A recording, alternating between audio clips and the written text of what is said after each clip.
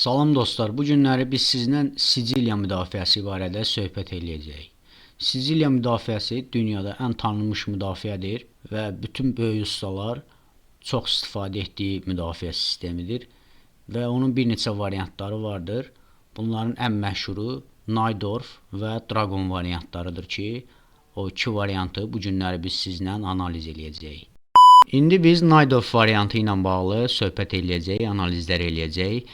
Deməli, ağlar Y4 gediş eləyir. Y4 gedişini Fischer də bəyənib. Fischerin fikrincə Y4 gedişi etməklə həm vəzirin, həm filin yolu açılmış olur. Həmçinin də mərkəzə birbaşa nəzarət eləmək olur. Çünki at F3 çıxandan sonra artıq görürsünüz ki, 3 xananı bir yerdə 2 gedişlə nəzarət etmək olur. Həmçinin də həm vəzirin, həm də filin yolu açılmaqla ağlar artıq ilk gedişdən üstünlüyə ələ keçirdirlər. Siciliya müdafiəsinin başlanğıcı üçün cinah piyadasından istifadə olunur. C5. Bu sizə qeyri-adi gələ bilər, ancaq C5 birbaşa D4 piyadasına nəzarət üçündür və görürsünüz ki, dolayı yolla mərkəzə nəzarət eləyir. Artıq C5 gedişi etməklə. Növbəti gediş ağlar üçün artıq F3 gedişidir. Biz isə D6 gedişi eləyirik. D6 gedişi nə üçündür? Atı biz gələcək üçün F6 xanasına çıxsaq, əgər Y4 piyadasını Y5 sürüşü etsə, artıq bu piyadamız onun önünü kəsəcəkdir və atı narahat eləməyəcək. Bundan ötürü biz D6 gedişi etməliyik. Artıq ağlar mərkəzə hücum etməlidir. Bizim C5 piyadamızı ortadan götürməlidir. Çünki onu gələcək üçün narahat eləyə bilər. Ona görə də D4 sürüşü eləyərək bizim piyadamıza hücum eləyir. Biz isə ağların dəyərli mərkəz piyadasını artıq götürməliyik. Biz bunun piyadasını götürsək, bizim artıq mərkəzdə 2 dənə piyadamız olacaq. Ağların isə bir piyadası olacaq. Biz öz 2 piyadamızla artıq ağlara hücum eləyə bilərik. Mərkəzdən hücumumuzu təşkil eləyə bilərik. Ağlar bu piyadanı vəzirlə götürə bilər. Ancaq biz atımızı C6 xanasına yerləşdirsək, artıq ağlar temp itirirlər, vəzir məcburdur ki, geri qaytarsın. Ona görə də ağlar bu piyadanı atla götürürlər. Və biz artıq atımızı F6 xanasına yerləşdirərək rəqibin digər mərkəz piyadasına hücum edirik. Rəqib isə öz piyadasını C3 gedişi eləyərək müdafiə eləyir.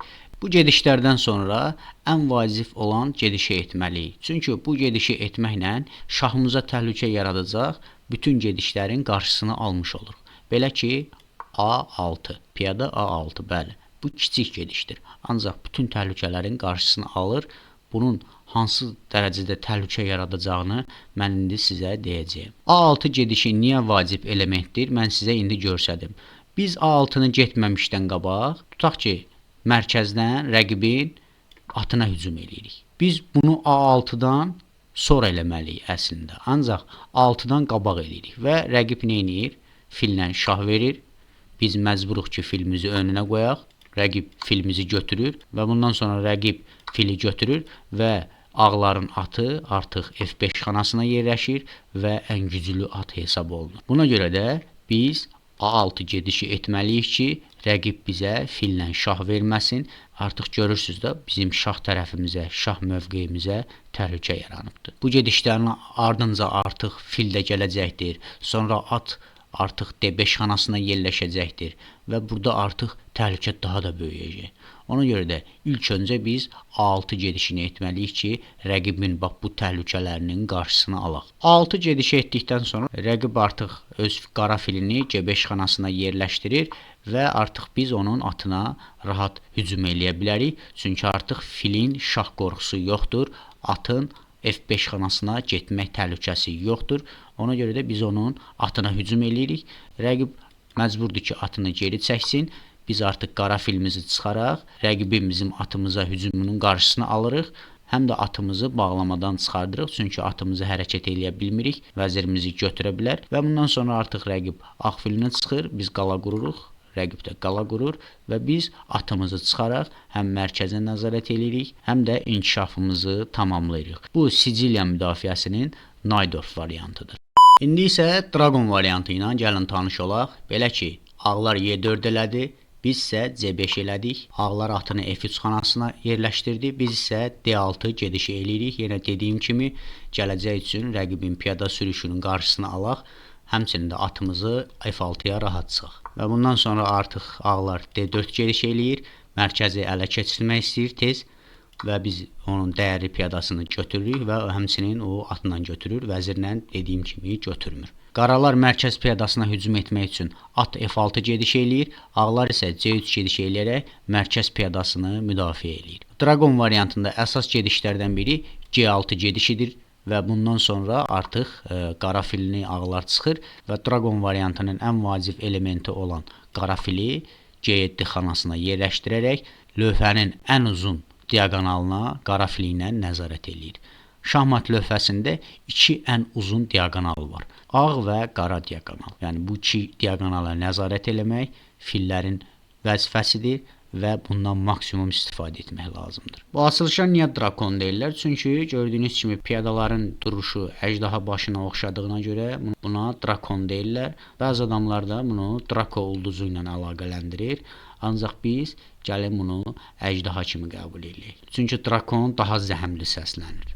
Bu gedişlərdən sonra ağlar istəyir ki, at G4 xanasına gəlməsin, təhlükə yaratmasın, ağların qara filinə hücum etməsin. Onun üçün F3 gedişi eləyərək atın önünü kəsir. Bundan sonra artıq qala qurma eləyir qaralar və ağlar vəzirini önə çəkərək H6 xanasına hücum etmək istəyir. Bu xanaya hücum edərək qaralar istəyir ki, ağların şahını sarsıtsın və biz atımızı çıxaraq ağların digər atına hücum eləyirik, ancaq o atı hələ ki vurmuruq. Gələcək üçün təhlükə yarada bilər, o təhlükəni mən sizə göstərəcəyim.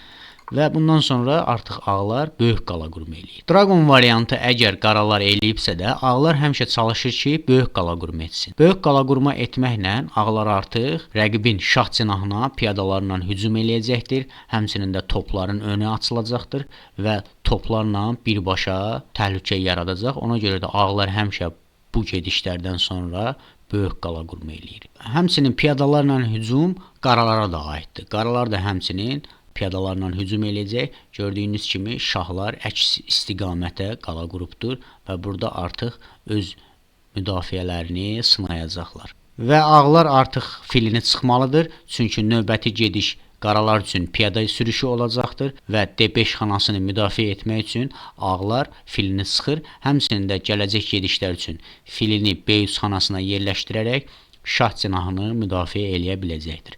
Bundan sonra artıq topunu çıxır. Gördüyünüz kimi artıq topun önü açıqdır və birbaşa şah olduğu mövqeyə baxır. Qaraların C8 topu çox təhlükəlidir. Növbəti gediş ağlarınsa da ağlar artıq B3 gediş etməlidir. B3 gedişi yox, piyadasını irəli sürsə, artıq qaralar atı götürür. Əgər ağlar atı vəzirlə götürsə, artıq dragon fili işə düşür. Atı açaraq birbaşa vəzirinə hücum eləyir. Vəzir məcburdur ki, geri qayıtsın və burada qaralar ağların filini götürür. Vəzir məcburdur ki, götürsün və gördüyünüz kimi ağ fil boşdadır. Qaralar artıq bir fiqur öndədir. Bunun üçün piyada sürüşü etməmişdən qabaq ağlar mütləq filini B3 xanasına yerləşdirməlidir. Dostlar, bu günləri biz Siciliya müdafiəsinin iki variantından tanış olduq. Növbəti videolarımızda digər açılışlarla bağlı məlumat alacaqsınız. Minnətdaram, təşəkkür edirəm. Abunə olmağı unutmayın. Sağ olun.